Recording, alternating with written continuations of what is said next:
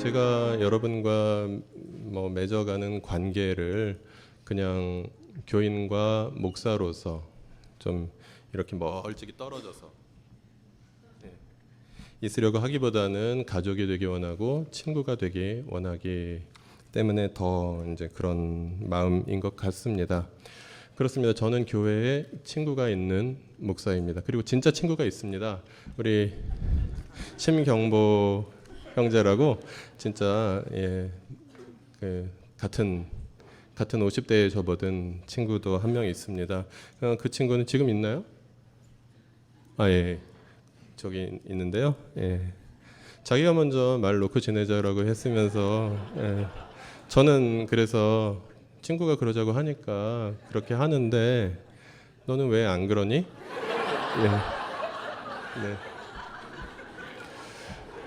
언젠가 또 그렇게 편안하게 저를 대해줄 수 있는, 자기가 한 말을 지킬 수 있는 그런 친구는 기다려주는 거라고 생각하고요. 네, 그렇습니다.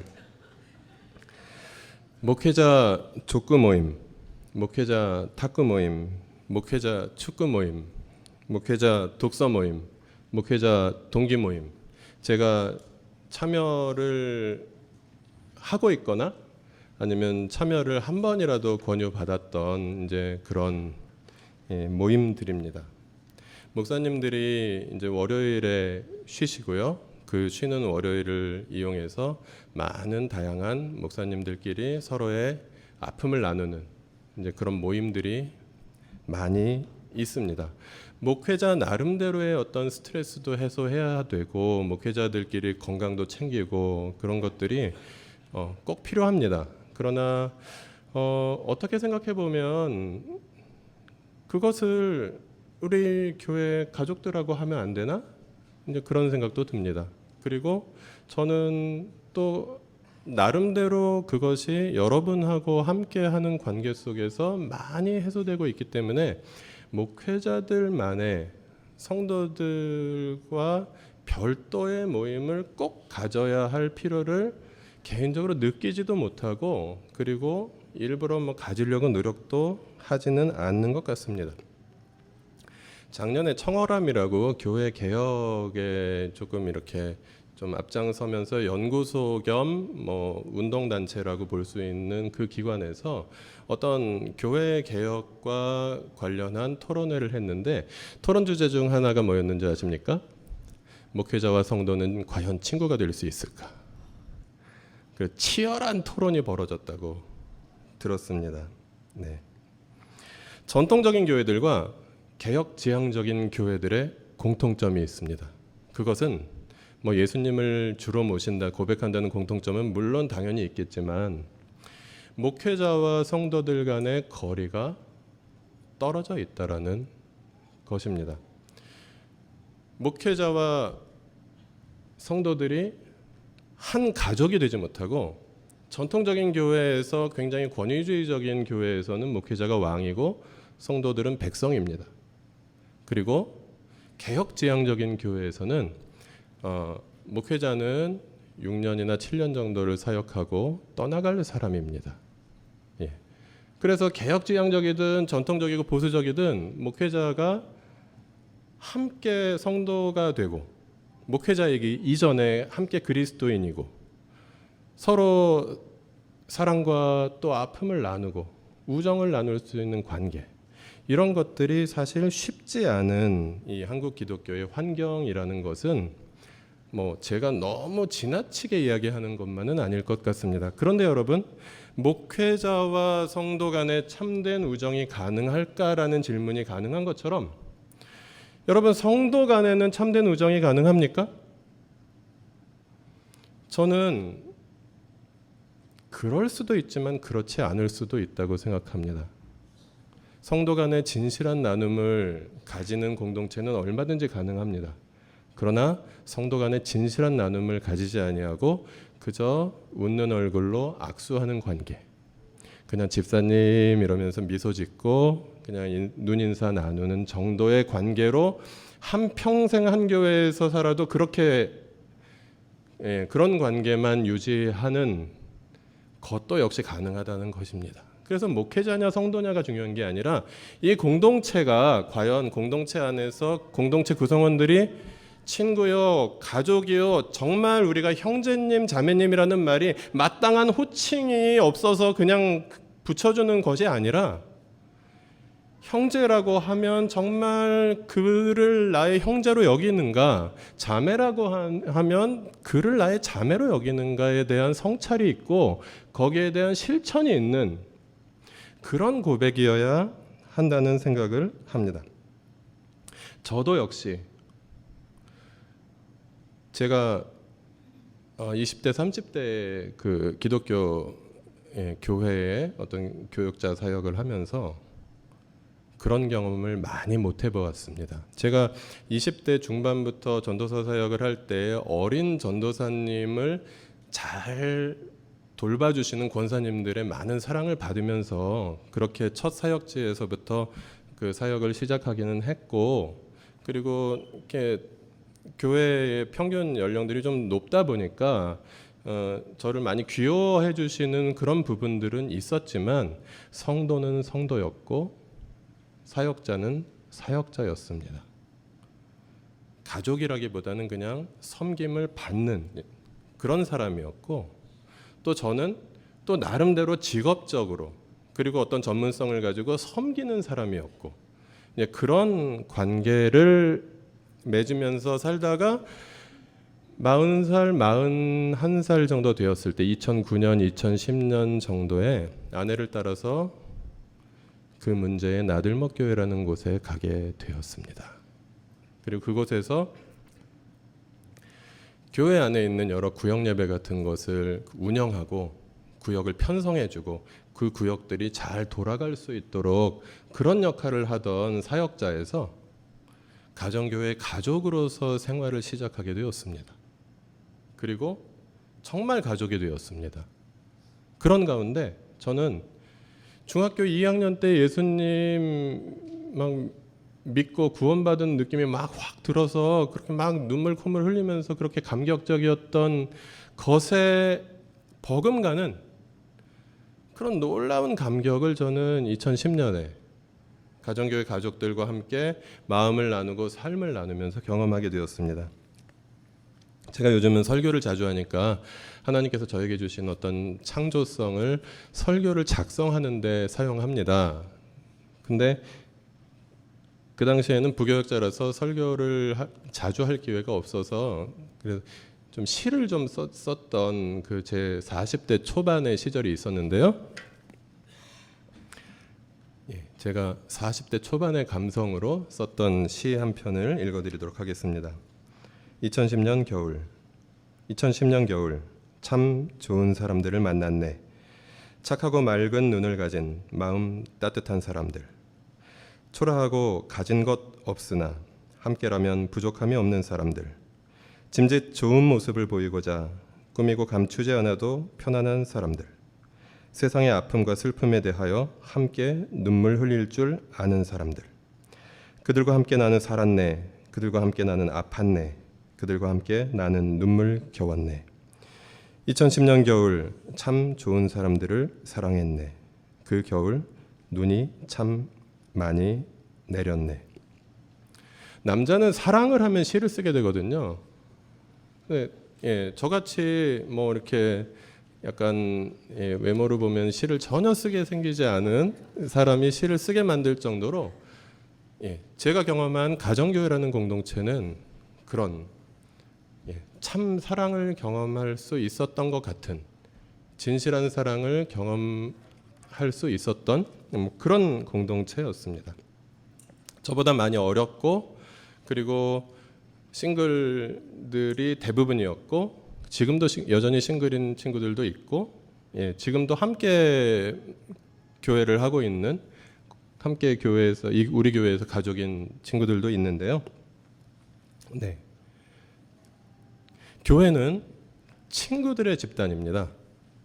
그리고 여러분께서는 우리 교회에서 신앙생활을 하시려면 저하고뿐만 아니라 서로 친구가 되어 주시기 바랍니다. 그러려면 계속해서 이 교회에서 함께 신앙생활을 해주셨으면 좋겠습니다.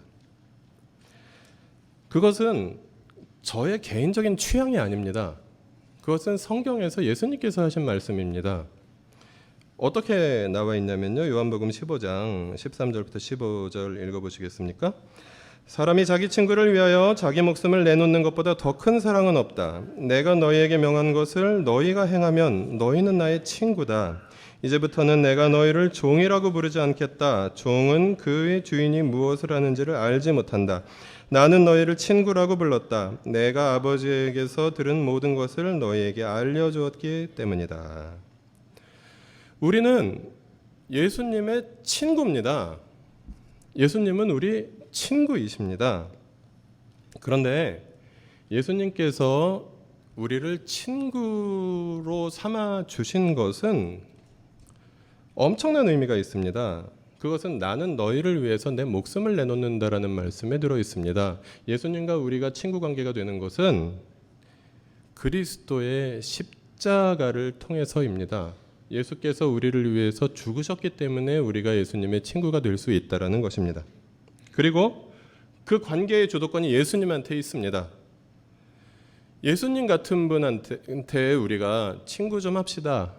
이럴 수 없지 않습니까? 그런데 우리가 감히 친구 좀 합시다라고 말하기가 좀 두려워지는 그런 엄청난 분이신데 그분께서 우리한테 너희는 나의 친구다.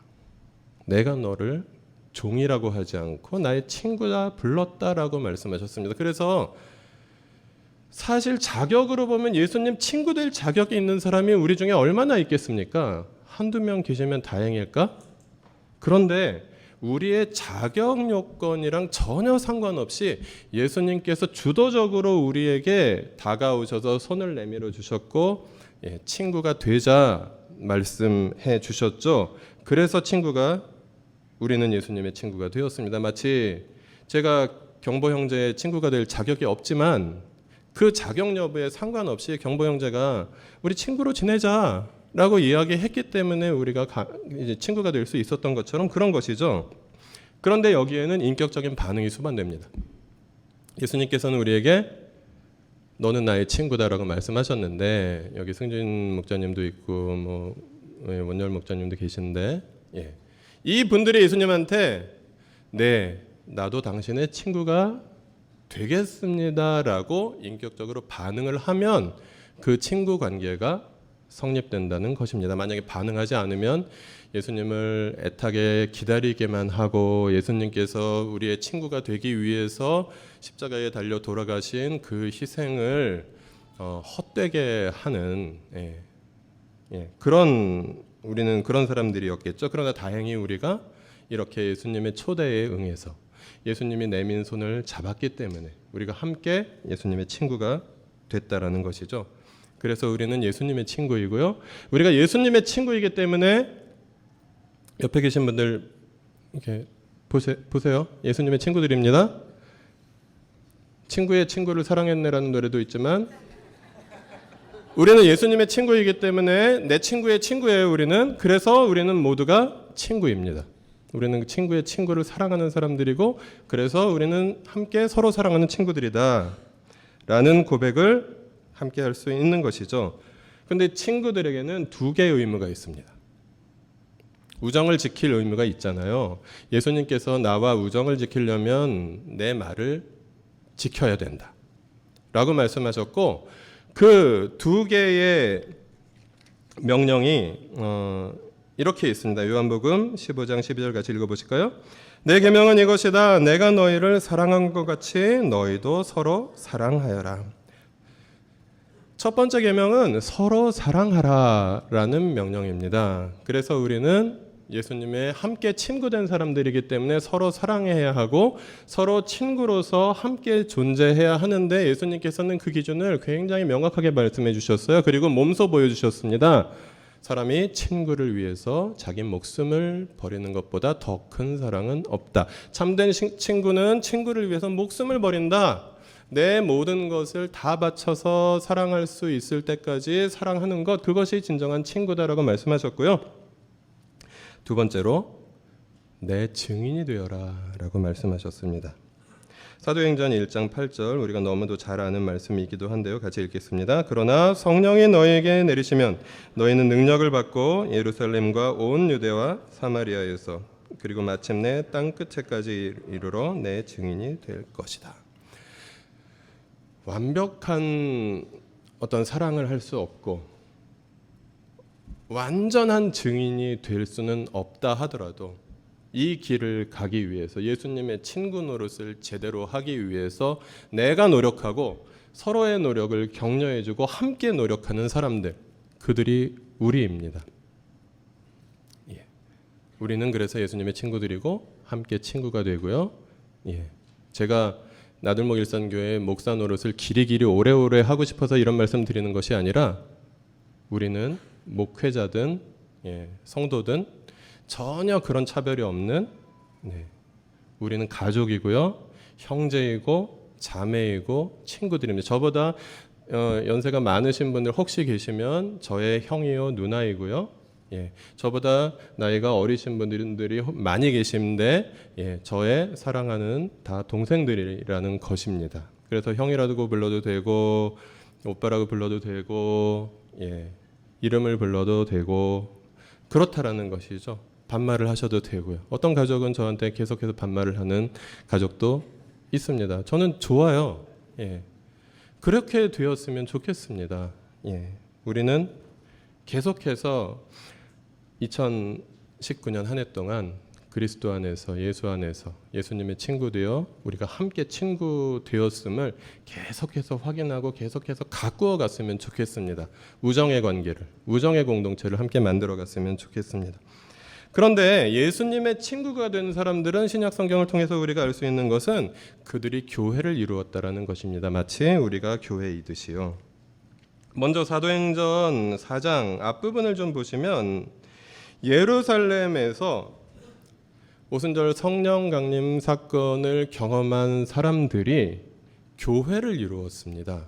그래서 먼저 시작된 공동체는 유대인들의 교회였습니다. 유대인들로 구성된 교회가 시작되었는데 그 유대인들로 구성된 교회, 예수 그리스도의 교회가 그 당시에 교권주의자들의 그 유대교 정통주의자들의 핍박을 받게 되어서 사도행전 1장 8절 우리가 읽은 말씀처럼 예루살렘에서 시작된 이 유대인들의 교회가 온 유대로 퍼져나가게 되었고요.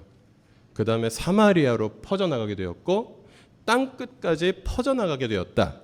이것이 사도행전의 요약입니다. 그래서 예루살렘에서 유대와 사마리아로 퍼져나간 사건이 스데반의 박해 이후에 있었다라는 것이 사도행전 8장에 기록된 말씀이고요. 그리고 그렇게 해서 흩어진 사람들이 계속해서 가는 곳마다 복음을 전했습니다. 그런데 그 계속해서 가는 곳마다 복음을 전했는데 그들이 처음에는 유대인들끼리만 복음을 전했습니다. 그러다가 사도행전 11장 굉장히 역사적인 본문이 여기 나오는데요. 11장 19절부터 21절 말씀 설교한 3페이지 윗쪽에 있는 말씀인데요. 19절부터 같이 읽겠습니다. 스데반에게 가해진 박해 때문에 흩어진 사람들이 페니키아와 키프로스와 안디옥까지 가서 유대 사람들에게만 말씀을 전하였다. 그런데 그들 가운데는 키프로스 사람과 구레네 사람 몇이 있었는데 그들은 안디옥에 이르러서 그리스 사람에게도 말을 하여 주 예수를 전하였다. 주님의 손이 그들과 함께 하시니 수많은 사람이 믿고 주님께로 돌아왔다. 네. 그 이름 모를 사람들, 유대인이긴 하지만 디아스포라 유대인 중에서 키프로스계 유대인과 구레네계 유대인들 몇몇의 그리스도인들이 그리스인에게도 이방인에게도 복음을 전하기 시작했습니다. 이분들 때문에 우리도 지금 예수를 믿게 된 거죠. 그 이전까지는 이방인들에게 복음이 전파되지 일부를 제외하고는 않았습니다. 그러나 이분들을 통해서 이방인에게 복음이 본격적으로 전파되기 시작했고 주님의 손이 그들과 함께 계시니 성령의 능력이 그것을 인정하셨고 그리고 더욱더 거기 그 복음 전파에 그 증인이 되는 삶, 예수님의 친구가 되기 위해서 친구로 살기 위해서 복음을 증언하는 삶을 살아가기 시작했을 때 주님께서 함께 하셨다. 그래서 수많은 사람이 믿고 주님께로 돌아왔다. 이것이 안디옥 교회가 형성된 사건이었습니다. 그런데 그렇게 예수님의 증인으로서 예수님의 친구로 살아가는 사람들이 그냥 그 안디옥 교회 하나, 저쪽 지금 보시면 시리아, 이렇게 터키 이렇게 반도 있고 반도가 이렇게 끝나서 밑으로 쭉 내려오면서 예루살렘이 있는데요. 그 터키 예루살렘에서 북쪽으로 그 안디옥이라는 도시, 시리아 안디옥에서만 그들이 공동체를 형성한 것이 아니라 그들은 계속해서 땅 끝까지 새로운 공동체를 세워가기 시작했습니다. 사도행전 13장 1절부터 3절 말씀 같이 읽겠습니다. 안디옥 교회에 예언자들과 교사들이 있었는데 그들은 바나바와 니게르라고 하는 시므온과 구레네 사람 루기오와 분봉왕 헤롯과 더불어 어릴 때부터 함께 자란 마나엔과 사울이다. 그들이 주님께 예배하며 금식하고 있을 때 성령이 그들에게 말씀하셨다. 너희는 나를 위해서 바나바와 사울을 따로 세워라.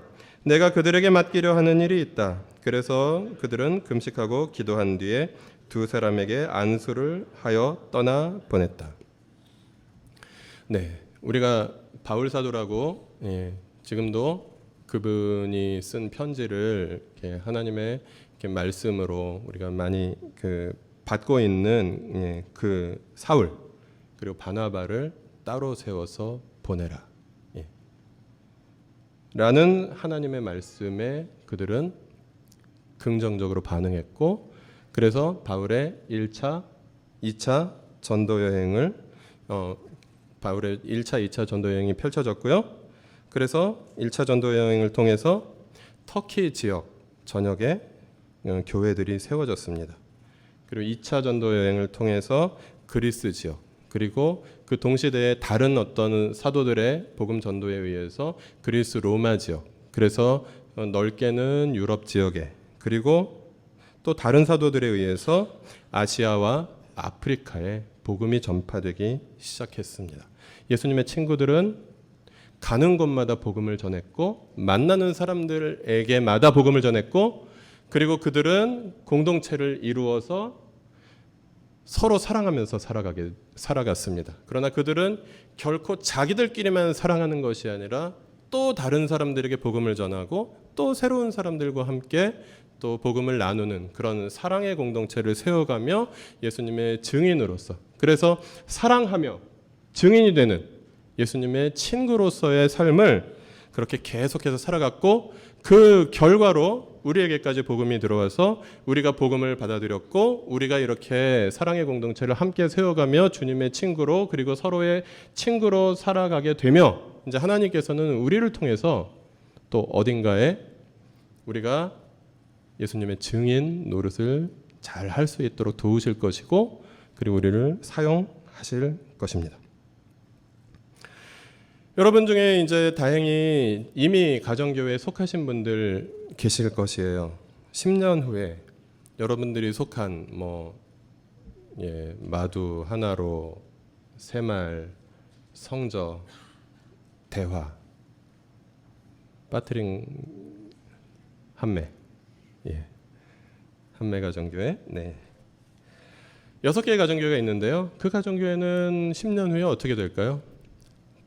어쩌면 가장 불행한 모습은 10년 뒤에도 그 구성원 그대로 있는 모습이 가장 불행한 모습일 수도 있을 것입니다.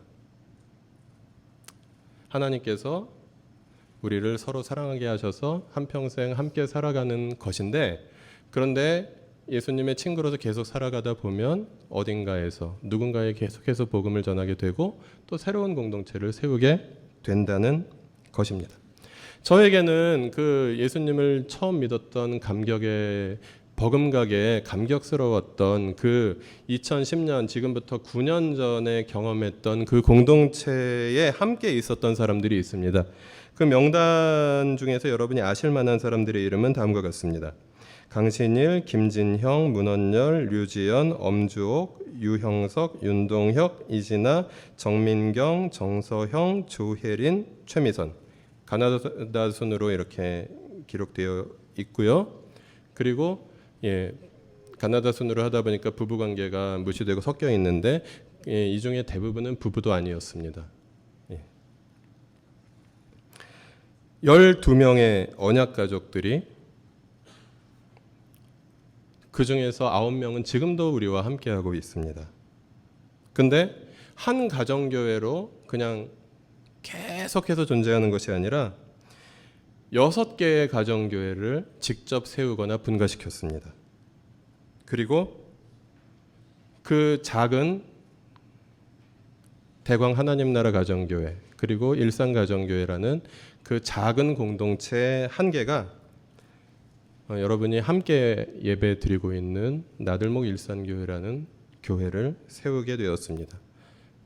한 분은 언약 가족으로 지금 계속해서 아이들의 영원한 이모로 주일마다 어린이 예배를 인도해주고 있고요. 그리고 또 나머지 8분은 각각의 가정교회에서 또 우리 조금 나중에 합류한 노승진 김수현 목자와 함께 각각의 가정교회를 섬기는 목자로서 사역하고 있습니다. 여러분 가정교회 가족들 뭐 어제나 그저께 가정교회 모임을 다들 하셨을 텐데요. 이분들은 계속해서 그냥 평생 그런 모습으로만 만날 사람들이 아니라 언젠가 하나님께서 허락하시고 하나님께서 사용하시면 새로운 공동체를 자기 집에서 시작할 그런 사람들이다라는 것입니다. 그들이 개척 멤버가 되어서 저에게 10년 전에 그 공동체가 개척 멤버가 되어서 우리 나들목 일산교회를 또 감사하게 세우게 되었습니다. 이 개척교회 업계에 거의 정설인 속설이 있습니다. 저는 동의하지 않지만 교회 개척 멤버는 다 떠나야 한다. 그래야 목사가 소신껏 목회할 수 있다.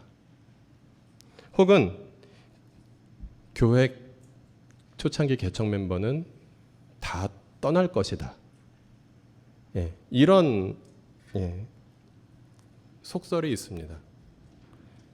그리고 또 교회 개척에 대해서 이야기하는 많은 목사님들의 하는 이야기가 교회를 개척하면 어딘가 좀 이상한 사람들이 모인다.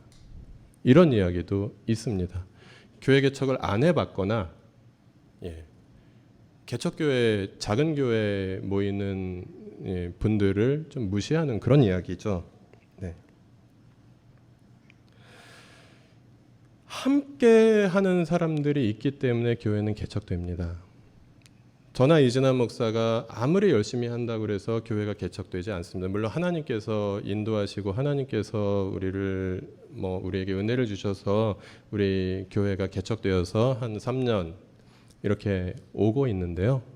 우리 교회는 이진아 목사나 유영선 목사가 개척한 교회가 아니라 작은 공동체 하나가 함께 개척한 교회이고요.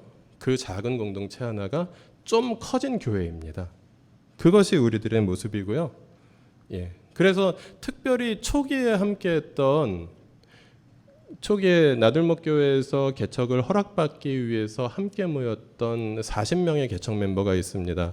우리 김윤희 가족을 늘 이야기하면서 40번째 가족이라고 말씀을 하는데요. 2014년 12월 마지막 날 우리 교회 동참하기로 40번째로 그렇게 함께 했고요. 그때 함께 시작했던 분들 대부분이 떠나지 않고 지금까지 함께 하고 있고요. 다만 서울에서 살면서 여기까지 오셔서 함께 신앙생활을 했던 김진영, 조혜린, 엄주옥 이런 가정들이 지금 우리와 함께 하지 않고 있지만 기회만 주어지면 언제든지 돌아오려고 지금 호시탐탐 기회를 노리고 있기도 합니다. 그리고 단지 우리들은 어떤 목회자의 어떤 조력자 정도가 아니라 우리 모두가 하나님의 일꾼이요 그리고 공동체의 그 섬김이요 공동체를 세워가는 사람이 되는 그런 꿈을 꿉니다. 민수기 11장 29절 말씀 보시면요, 주님께서 주님의 백성 모두에게 그의 영을 주셔서 그들 모두가 예언자가 되었으면 좋겠다라는 모세의 고백을 우리는 만납니다. 모세가 너무 혼자서 사역하기가 힘들어서 하나님께 기도했더니 하나님께서 70명의 하나님의 성령을 받은 70명을 세워주셨습니다. 그 70명의 지도자들과 함께 이 광야 공동체를 세워갈 수 있게 되었습니다. 이때 모세가 했던 고백입니다. 그런데 구약 시대에는 하나님의 성령이 정말 선택된 사람들, 왕이나 사사나 어떤 나라를 구할 사람들, 이런 사람들에게만 한정적으로 내렸습니다. 하나님의 성령이요. 그런데 구약의 선지자들은 계속해서 하나님의 성령이 모든 사람들에게 내릴, 모든 사람들이 지도자가 될, 모든 사람들이 제사장이 될, 모든 사람들이 예언자가 될 꿈을 꾸었습니다. 대표적으로 요엘서 2장의 말씀이고요. 그것이 이루어진 것이 사도행전 2장의 말씀입니다. 사도행전 2장 16절부터 18절 같이 읽겠습니다. 이 일은 하나님께서 예언자 요엘을 시켜서 말씀하신 대로 된 것입니다. 하나님께서 말씀하신다. 마지막 날에는 나는 내 영을 모든 사람에게 부어주겠다. 너희의 아들들과 너희의 딸들은 예언을 하고 너희의 젊은이들은 환상을 보고 너희의 늙은이들은 꿈을 꿀 것이다. 그날에 나는 내 영을 내 남종들과 내 여종들에게도 부어주겠으니 그들도 예언을 할 것이다. 하나님께서 성령을 부어주실 때에는 이유가 있습니다. 공동체를 세우고 나라를 구하고 정의를 실현하고 평화를 일구고 하나님의 일을 이 깨어진 세상 속에서 하면서 이 세상을 회복하시는 하나님 나라를 살아내라고 하나님께서는 성도에게 성령을 부어주십니다. 그래서 우리는 한 사람 한 사람이 하나님의 영을 받은 존재들이고요. 하나님의 영을 받은 존재들은 공동체를 세우고 공동체를 이끌어가고 그리고 예수님의 증인이요 친구로서 복음을 전하는 삶을 삽니다. 그래서 지금까지 우리가 걸어온 이 작은 공동체가 걸어온 길을 2010년부터 보시면요, 일산가정교회와 대광 하나님나라 가정교회가 2010년에 저희 부부가 함께하는 공동체로서 함께 있었고요. 2014년에 일산가정교회로 통합되어서 이제 일산에서 본격적으로 공동체를 개척하는 일들을 시작했습니다. 그리고 2015년에 두 가정이 목자로 헌신하게 되어서 하나로 마두 대화가정교회가 형성됐고요. 2016년부터 작년까지 하나로 마두 대화 새말 한매 성저 가정교회 6개의 가정교회가 우리 교회를 함께 구성하고 함께 지탱하고 예수님의 친구로서 각자 사랑의 공동체를 세워가며 예수님의 증인으로 살고자 하고 있습니다. 그리고 2019년이 되었습니다. 이제 우리 교회에는 새로운 가정교회들이 생겨날 것입니다. 그래서 이제 작년까지 6개의 가정교회가 이제 올해 몇 개의 가정교회가 될지 아무도 모르나 새로운 가정교회들이 생기고 그 전까지 가정교회에서 가족으로서 그리고 언약가족으로서 훈련받던 분들이 이제 또 목자로서 자기의 집에서 교회를 세워가는 일들을 새롭게 시작하는 가족들이 생겨날 것입니다. 그리고 10년 후에는 어떤 일들이 벌어질까요? 2029년에 우리 교회는 엄청나게 커진 그런 교회가 아니라 새로운 지역 교회들을 최소 한두 개 정도 세워서 새로운 지역 교회들의 연합이 되어 있을 것입니다. 그래서 요 정도 아니면 이보다 조금 더 큰 교회들이 몇 개가 함께 모여 있는 교회가 될 것입니다. 어떤 특정한 교회 하나가 계속해서 몸집을 불리는 그런 교회가 아니라 계속해서 새로운 교회를 세우는, 계속해서 그래서 복음을 증거하고 그리고 서로 사랑하는 사람들이 계속해서 공동체를 또 주도적으로 세우고 또 하나님께 적극적으로 반응해서 함께 순종하는 그런 공동체가 될 것입니다. 지금까지 늘 쉬웠다 라고만 말할 수는 없습니다. 그러나 하나님께서 함께 하셨기 때문에 우리는 이 길을 걸어올 수 있었습니다. 앞으로도 그럴 수 있습니다. 울고 웃으면서. 그러나 주님의 인도하심과 주님의 성령의 도우심이 함께 하실 때 우리는 이 길을 계속해서 걸어갈 것입니다. 그리고 2029년이 우리 교회 문 닫는 날은 아니잖아요. 그 이후에도 어떤 형태로든 우리가 세상에 영향을 끼치며 세상 속에서 주님의 공동체로 존재하게 될 것입니다. 아까 서두에서 말씀드렸듯이 형제 자매라는 호칭이 부끄럽지 않은 사람들로 우리는 존재할 것입니다. 예수님의 친구라는 이름이 부끄럽지 않은 사람들로 우리가 함께 존재할 수 있었으면 좋겠습니다. 한 가정교회의 영원 무궁토록 함께 평생 늙어 죽을 때까지 계속 같이 있는 것이 아니라 계속해서 흩어지면서 새로운 공동체를 세워가고, 그래서 처음에 신앙생활 시작한 지 얼마 안 되는 분들도 계시겠지만 계속해서 자라면서 한 가정교회를 맡는 목자가 되는 꿈을 우리는 함께 꾸면서 모든 사람이 예언자가 되기를 꿈꾼다라는 그 모세의 그 비전이, 그리고 요엘서의 비전이, 모든 사람에게 하나님께서 성령을 내려주셔서 모든 사람들이 예언할 것이다라는 그 비전이 우리에게 이루어지는 것을 우리가 반드시 보고야 말 것이고요. 하나님께서, 성경은 진리이기 때문에 하나님께서 우리에게 그 일들을 해 주실 것입니다. 그럼 뒷일을 부탁해 라고 쓰여 있는 이 제 손글씨가 보이실 텐데요. 제가 작년을 마감하면서 하나로 가정교회 롤링페이퍼라고 이렇게 한마디씩 써서 여러 명이 축복해 주는 그런 그 프로그램을 했었는데요. 그때 제가 가정교회 어느 언약 가족에 보낸 편지의 내용입니다. 그럼 뒷일을 부탁해. 하나로 가정교회는 아마 이제 현재까지는 저나 이진아 목사가 목자이지만 이제 새로운 분이 목자가 되실 것이고요. 그리고 단지 이거 김상은 자매한테 보낸 건데요. 김상은 자매뿐만 아니라 하나님께서 세우시는 많은 언약 가족들이